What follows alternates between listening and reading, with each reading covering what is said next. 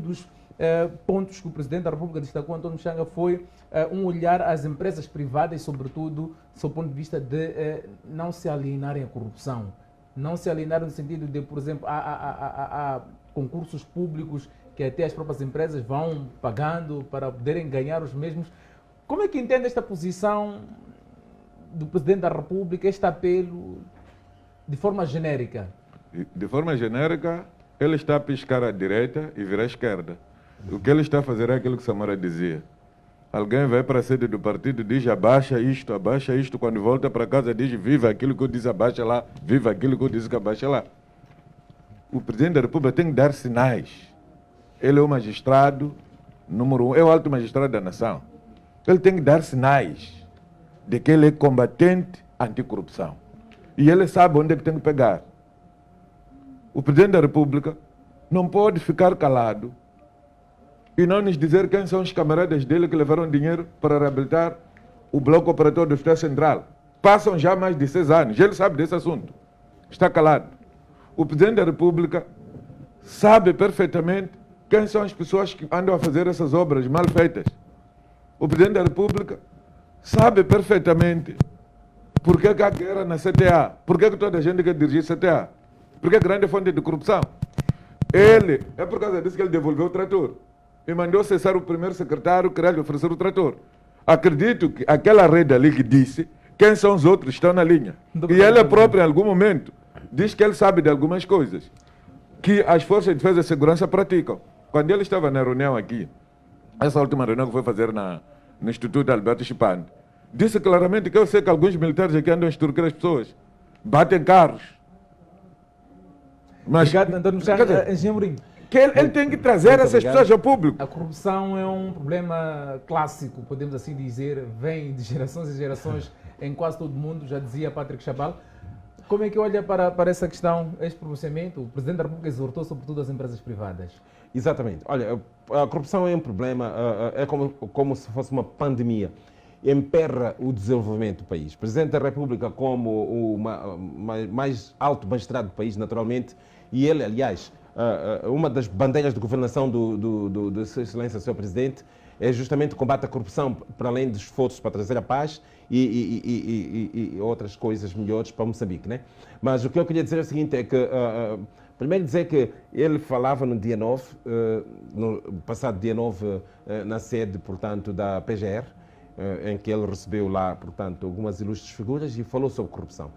Dia 9, porquê? Porque em 2003 foi assinada uma convenção contra a corrupção, portanto, na Assembleia Geral das Nações Unidas. Isto é só para uma informação para situar as pessoas. De maneira que a guerra pela corrupção, se nós queremos lograr algum sucesso e progresso neste país, nós temos que combater a corrupção.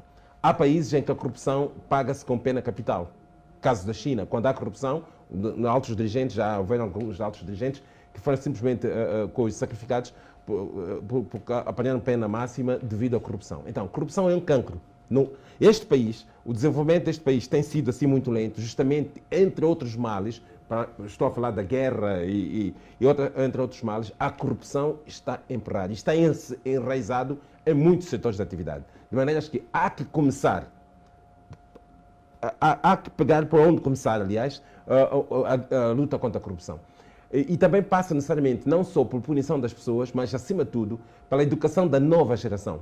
Porque eu, por exemplo, minha opinião, não acredito muito nessa geração nossa agora, que tem que haver uma transição de gerações que é para nós emergirmos para um país sem corrupção. E para isso nós temos que semear nos mais novos agora, educar. Eu fazia uma colocação que o Presidente diz aqui sobre as empresas privadas, do ponto de vista de não alienarem-se à corrupção nos processos de seleção recorrente. De seleção, de procurement, seleção também da mão de obra e tudo. Estaríamos a assumir que existe isso. Não, isto existe, sim, senhora. É por isso que o Presidente também, como chefe, portanto, de Estado, ele naturalmente, no seu discurso, ele está a dar indicação de que realmente deve-se combater afirma também claramente que o Governo, acima de tudo, coloca a corrupção, portanto, como uma das bandeiras, portanto, de governação, em termos de combater este mal que atrofia e que não deixa o país Quer dizer, Augusto Pelema. Bem, eu queria chamar a atenção ao próprio chefe do Estado. Eu fiquei preocupado com as suas colocações. Primeiro, ele assobiu para o lado. Olhou mais a corrupção, levantou corrupção desportiva. Desporto de Moçambique não gera nenhum lucro para a governação, para o Estado moçambicano. Simplesmente, o desporto de Moçambique só apanha migalhas de doações. É recreativo. É recreativo. Então ele cingiu-se lá. Mas há umas colocações que ele diz que corrupção Moçambique não compensa. Amor.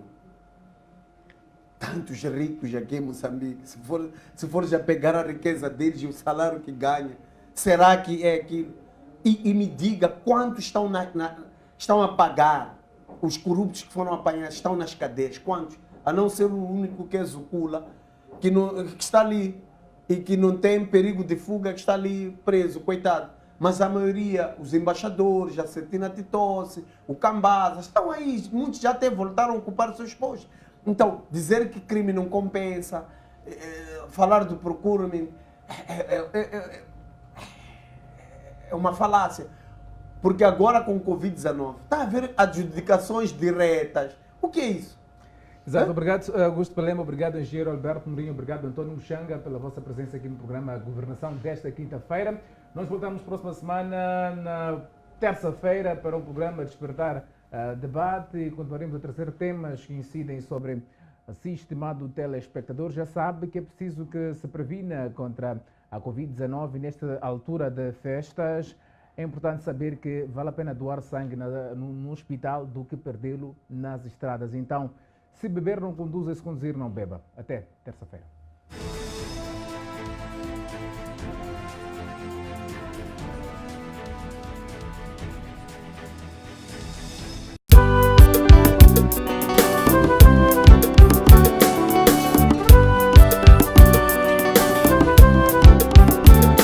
Olá, a eep.co.mz é uma plataforma de classificados, compras e vendas. Quero dizer, nela tu podes vender, assim como podes comprar os seus bens.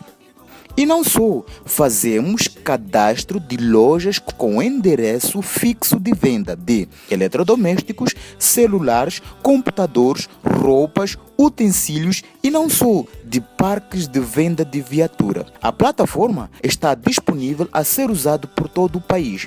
Ao baixar o aplicativo e fazer o login, o usuário ganha 300 meticais de bônus para anunciar e 5 meticais semanalmente. Mas atenção, esta promoção é válida por um tempo determinado. Acesse o link e não só, os contatos já estão a passar no rodapé para ter acesso a essa loja virtual.